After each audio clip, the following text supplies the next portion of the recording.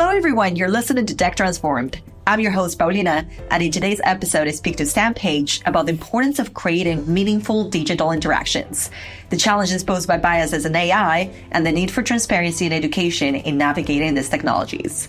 If you want to learn more about the potential of AI to enhance consumer experiences, please keep on listening and enjoy this episode. Sam, thank you so much for being with us today. Thank you so much for having me. Looking forward to the conversation. Such an amazing conversation. I don't want to give too much away, but I'm very, very excited. I've had this conversation with another person before, but I think I saw your bio and I was like, okay, blew my mind, Sam. So why don't you give us a little bit of background on yourself, who you are, and all that good stuff? Yeah, amazing. Thank you. Thank you so much. So really, I've spent the last 20 years using digital and technology to try and have a positive impact in the world. I really believe that digital and technology have the ability to empower both people and businesses, and they can do amazing things through the power of technology. In 2009, I started my own digital innovation agency, which I co-founded. It's called 7 Dots. We create category-defining digital experiences for some amazing brands all around the world. Some of those brands include the likes of Bupa, ITV, Marsh, and the list goes on. So that's really been my main focus for the last 15 years. But alongside that, and again, playing on this theme of technology and using technology for good and to enable business and people, I also launched an AI startup, which I co-founded last year called Dealcraft. That's all about creating sales enablement messaging, basically helping sellers be more effective, giving them more time back to spend more time on the human part of the relationship. Alongside that, I'm very, very passionate about neurodiversity. I'm dyslexic myself, as I'm sure you know, and I really believe that the world needs a more neurodiverse and inclusive future to get the most out of society and technology. And then alongside all of that as well, trying to keep this short, I'm involved in a number of charitable projects, both locally, Kingston Charitable Foundation, which is a location-based charity, but then also more broadly across the world in areas such as sustainability and other particular areas. I mean, come on, Sam. you literally said everything you had to say there. I mean, this is why I'm so excited to have this conversation with you, because prior to having these discussions, I've never thought about, neurodiversity in cybersecurity or even in the technology sector. A lot of the times we think of neurodiversity as an entity in itself, like, you are dyslexic or you have ADHD or you have any other neurodiversity, but you never think about the workforce or how that's going to impact your life in the long term, right? So a lot of people who face those challenges early in life shape their path because of that neurodiversity. So obviously for you, overcoming dyslexia and shyness led to you discovering creative technology, which is what I'm very interested to ask you for. The first question is, you had this journey of finding your passion in technology, which is remarkable. So how did the programming become such an outlet for your ideas? And what can that teach us about, the role of technology in personal growth? Yeah, absolutely. My story is not dissimilar to a lot of people who have, neurodivergent traits, in the fact that I really didn't enjoy school and I really struggled with it, mainly due to my dyslexia.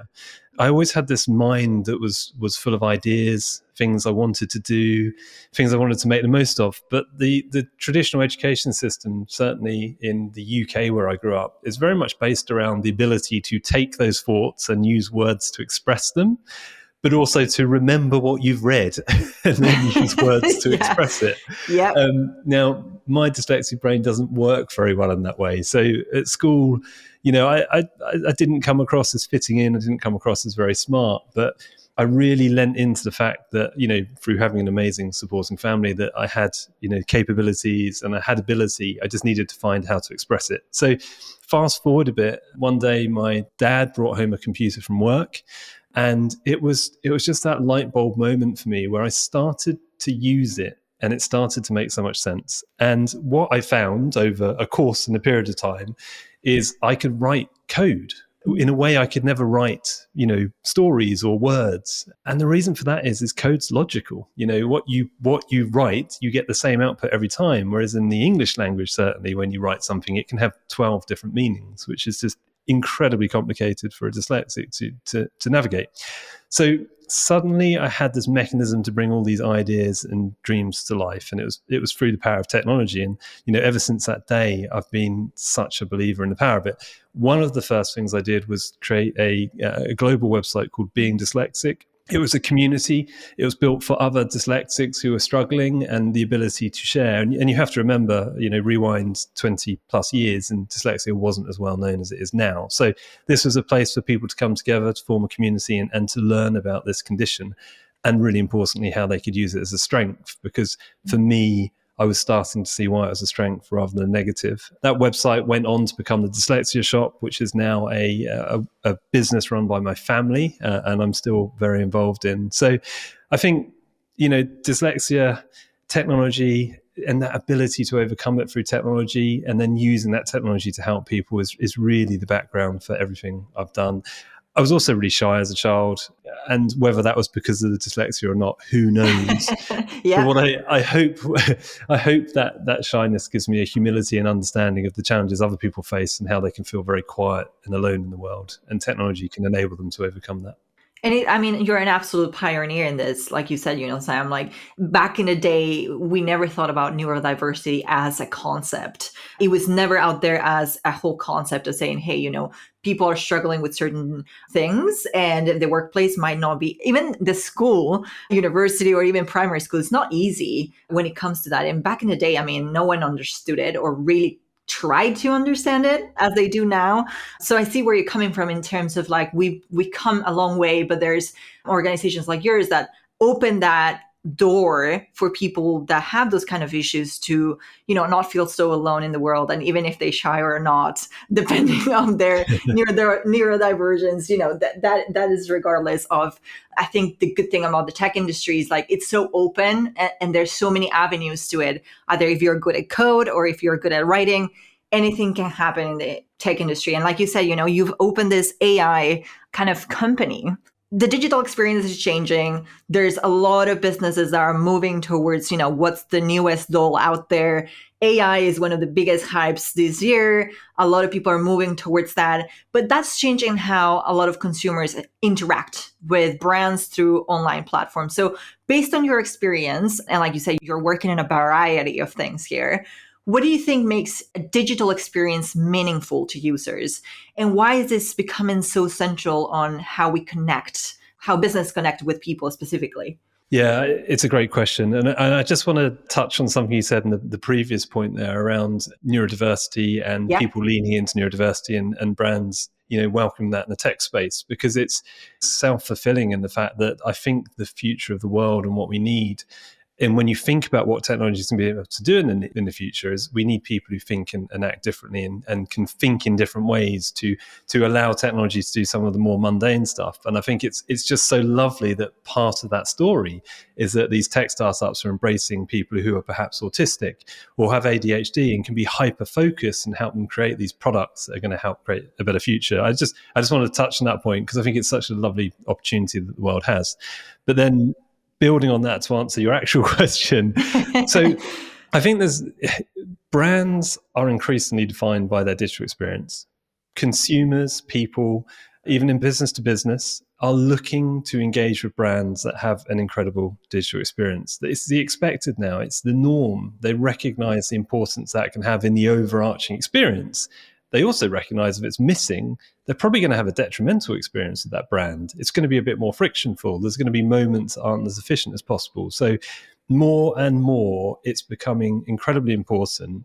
And I think brands need to wake up to that, because that is going to be what sets brands apart in the future. And one of the examples I always come back to is something like Airbnb. Mm-hmm. Now, Airbnb changed the whole short-term, mid-term rental market with a technology solution which connected people looking to make money from space and people looking to use that space. And not only do they facilitate that part of the journey, they also support the longer term part, which is when you're in the property with support and communication with the landlord and the host. Now, you get technology out of that, and that just doesn't work as a solution. So I think it's incredibly important. When we talk to our clients about this, we kind of look at 5 areas they need to focus on. I mean, the first point is you've got to seek to understand the customer or the end user as a starting point.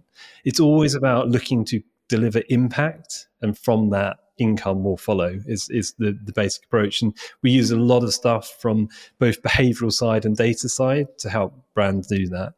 The other thing is you've really got to innovate above and beyond the rest of the category. There's no point building something that's the same as everyone else and that as the benchmark. It's just not going to set you apart. So definitely, you've got to innovate beyond the category. You've Yeah. also got to connect all of the dots, and you've got to think about every stage of the journey, because there's no point in creating a brilliant touch point and moment in time if that journey then falls off a cliff 3 steps later. So think about the whole journey as well is important. Hyper-personalization, which AI is going to enable at scale and much quicker than in the past, is also incredibly important. And then also just this idea there's creativity in technology. I get obviously frustrated when I see people seeing this technology as just an enabler to creative ideas. And yes, of course it is. But there's so much creativity in technology to do things differently, to solve problems in different ways. So we really think when you take those 5 components and look at creating a digital experience, that's how a brand can connect with the consumers. I love this because it moves to, my next question, which is the experience age. And you've spoken about, the shift between now the information age to the experience age. And I think you gave us a really good background of what you mean by that, and absolutely agree with you. I mean, I was talking to someone who did AI for hotels and journeys, and he was telling me, there needs to be an usage of AI in terms of providing people with easily accessible, just kind of like experiences, right? You go into a website, you say, hey, I want to do a crazy holiday. I might just click a button and it will give me a crazy holiday. And that's an AI tool that will help, not only ask for those creative juices from other people, but also create experiences for people and say, hey, I love this. Like, it gave me a whole holiday. I don't even have to think about it. I just have to click a button. And I think that shift, that what you said about, the information age to the experience age, is super important, especially when AI comes in and how we use AI. Because information age is characterized by abundance of data and the ability to access it. But as technology advances, particularly with AI, consumers are now seeking more than just information. They want the experience of it. So how do you think these advancements in AI are changing this consumer behavior and driving this transformation that you've been talking about? Yeah, and I absolutely agree. I mean, and I talk about this a lot.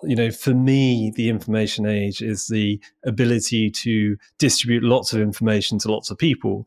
And that's a wonderful thing. That's really built knowledge and sharing of information and ideas and understanding. The downside with the information age in that sense was it's the same information and the same experience, therefore, for everyone. And therefore, it's not relevant and correct for everyone. Where I think the experience age takes us and where I'm so excited is that it becomes a unique experience for every individual. And your example is a perfect example. That holiday example, that holiday should be for that unique individual or whoever else is going on the holiday with them, and hyper tailored to them. And I really think the opportunity here is the real life world, not part of technology when we're human to human or in nature, and technology facilitating, enabling, and making those situations better. And back to the Airbnb example, that's exactly what it does. The technology powers an entire system and solution, but that gives you a more effective moment in time in the real world, because we are physical beings and we like to be in the real world, and that's understandable. So I think this massive shift can only be powered, and that personal level can only be powered by more effective technology solution, and AI is going to play a massive role in that. Mm-hmm. And I mean, I always think about it in terms of like how we're shifting away. When the internet first came in, I remember my parents were like, "Oh, the world is going to end. Our jobs are going to be displaced. We're not going to have jobs anymore." And now we are here, 28 years later, and we still have a job, thank God, and we're still here. So it's this kind of human placement or human agency that we have to always think about when it comes to technology, right?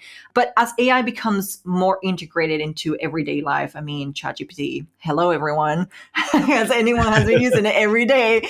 How can businesses or organizations address some of the concerns about it? Because a lot of people are talking about job displacement, which is understandable, but there's a lot of problems with privacy or biases, even back to the conversation of neurodivergency, there might be some biases in terms of how AI might also have a bias against someone who might not have those skills to use it correctly, or not even to use it correctly, to not understand how it works. So, what are some of the concerns and how they can address these concerns in terms of maintaining transparency and fostering some trust in it? Yeah, absolutely. It's a great point, and I think I'm amazed by how many people I speak to who haven't yet used Chat GPT, and I think it's easy to forget in the world we live, where Yeah. everyone I know is using it every day. Yeah. There's actually still a big chunk of the world that isn't embracing it, and there's a really good stat that kind of summarizes this for me. It's that 78% of consumers think the future is about AI, but only 39% are excited about that future. So they kind of, everyone knows it's coming, but not that many people are excited about it. That's from Dentsu, by the way. And I think that just summarizes this point we're at. Yes, there are some people and a lot of people really leaning into it, but there's a lot of fear about what it means. So what it means for our jobs, what it means for the way we work, what it means for the future of this planet. Yes, there's huge potential, but there's huge risk. And I think navigating all of that is absolutely critical, because if we don't get this right, there's a lot of problems that come from it. The point we're at the moment, we're starting to see a bit of averageness coming from AI. So what it's creating, because it's based on, sets of information, and it is sometimes not creating stuff that's fully new. There's this huge opportunity for humans to utilize it better, to layer on top of that with creativity. But there is this risk, and I posted about this on LinkedIn recently. I was using DALL-E through ChatGPT to create a picture for my daughter. She was talking about her dream job in the future. She's only 5. Yeah. Her dream job was riding a unicorn through the clouds with glitter in the background while the unicorn's eating blueberries, something like that. We love it. Yeah, great. I also want that job, Sam. I know, who doesn't want to be doing that? So I thought I'll create an image for her using DALL-E of that very scene, because this is the power of AI, and especially image creation. And it brought back this brilliant image. Now, my daughter has a birthmark around her eye, and obviously the princess on the unicorn that it brought back didn't have a birthmark around the eye, obviously. So I thought, well, I'm going to ask it to, because it's nice for her to see that everyone's different and so on.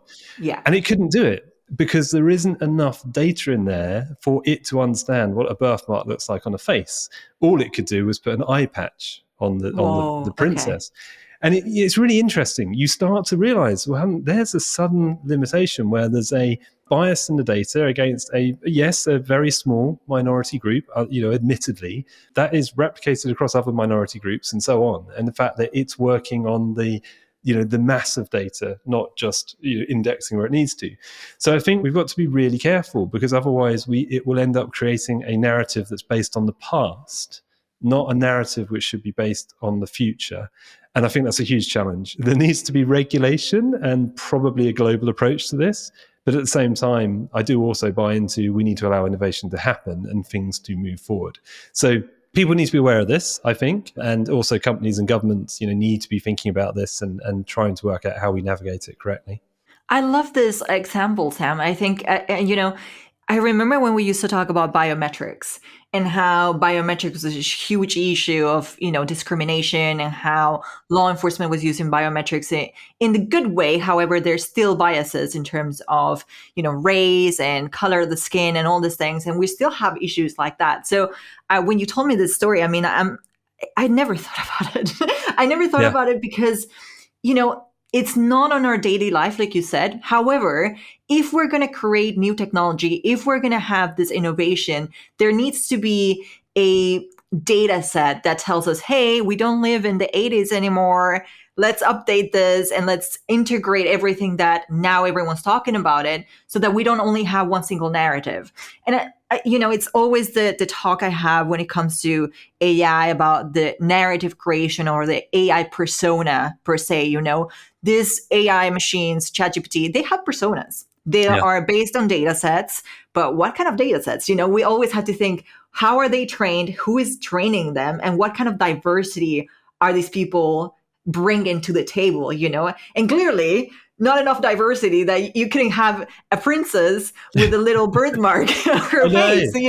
This is the thing. So, Yeah. I mean, I completely understand and agree that there's a huge problem when, innovation comes out, and I get it, it's new. However, we still have to think about those issues and have some safeguards and transparency, accountability, especially when it comes to ensuring, that the adoption of AI is not only successful, but also accepted by the public, and, that they feel represented by it as well, or trusted. Yeah, exactly. And I think, there's a number of ways we can do this. But if you think about the idea of AI hallucinations, which we know still happen, and, AI has fuzzy logic built into it so that it doesn't give the same answer to the same question every single time. So it appears more natural at the moment. And I think we have to be aware that sometimes it's going to make assumptions based on what it's trained that are wrong, or it's going to communicate hallucinations which are wrong. Now, what's just really important is that people are aware of those flaws and the things that might happen, and they're aware of when they're interacting with AI, so they can make a judgment call and understand that not everything it comes back with is going to be A, absolutely correct, or B, inclusive and fully holistic, certainly for the time being. So really clear signposting when you're interacting with AI, I think is absolutely essential. And then education, and we kind of go full circle, but back to education in schools. People need to be taught now about AI, how it works, and what the risks and benefits are, from a young age, because it's going to be such a big part of their future. Yeah. And I think, now we're lagging behind into, students are using AI. A lot of professors do not understand it themselves, which is hard. Like if you're a teacher and you say, hey, I don't even understand this thing. How am I expected to, my students are using it. I don't know how it works. How am I going to see if that's actually correct? Or how am I going to see if they're using it in an appropriate way? Which has been a huge issue before. There's a lot of debate about, students using AI and how they should use it. And it comes back to your point of creativity and how it might not enhance creativity. It might just be a flat, give you an answer and that's the answer that you will get. And people will just be like, yeah, sure, it's correct. There's no sources in there, but hey, it's correct. Yeah. So I want you to walk us through this approach that I've read about understand, connect, and serve. What is it? Can you tell us a little bit about it? Yeah, it's a really simple framework that we've put in place to help brands and organizations navigate AI when they're trying to use it, dealing with their customers or their prospects. And it's, the whole idea of the three parts. Understand is about not only understanding your audience and what they want, like I talked about earlier, but it's using the technology to help you understand your audience. And actually, with the power of large language models, understanding your audience, reading vast amounts of data about your audience and about individuals has suddenly become really possible. You only have to rewind 5, 6, 7 years, and looking at, say, 1,000 people who are looking to engage with your brand and understanding each of them individually, it just wouldn't be possible. There's too much information.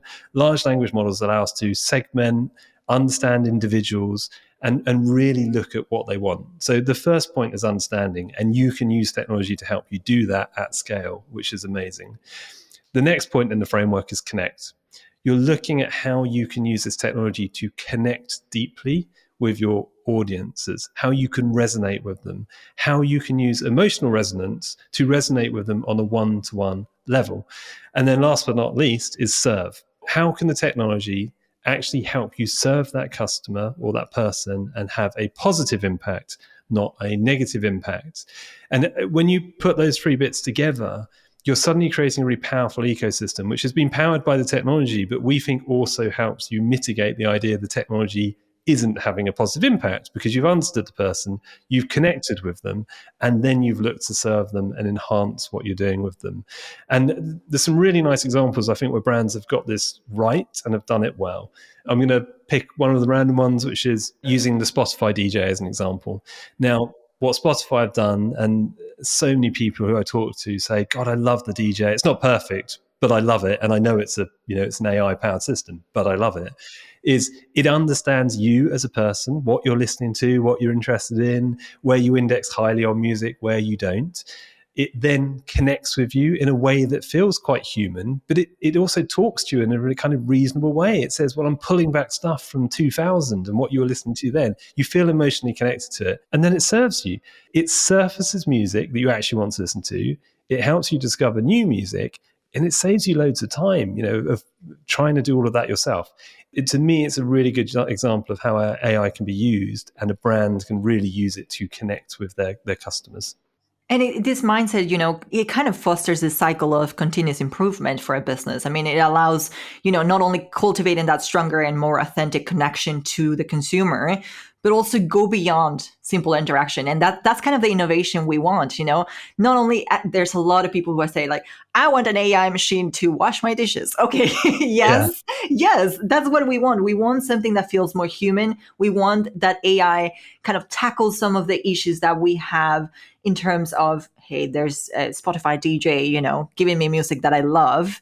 And it's creating this experience, like you said, the shift to the experience. But Sam, I feel like we could talk about it for 10 hours, 11 hours. We can have a tea and a cup of wine and, talk about this for the whole day. Yeah, but absolutely. Last question I have is, how can people know more about you and your work? The best thing to do is follow me on LinkedIn. I try and keep everyone up to date on that platform. So yeah, follow me on LinkedIn. We can share the details after the podcast. And I try and post kind of holistically about what I'm doing, just to share insights and thoughts with everyone. Amazing. Well, thank you so much, Sam, for being with us today. I really, really appreciate your insights, and I'm sure our audience took a lot from today's podcast. Thank you very much for having me. It's been a pleasure.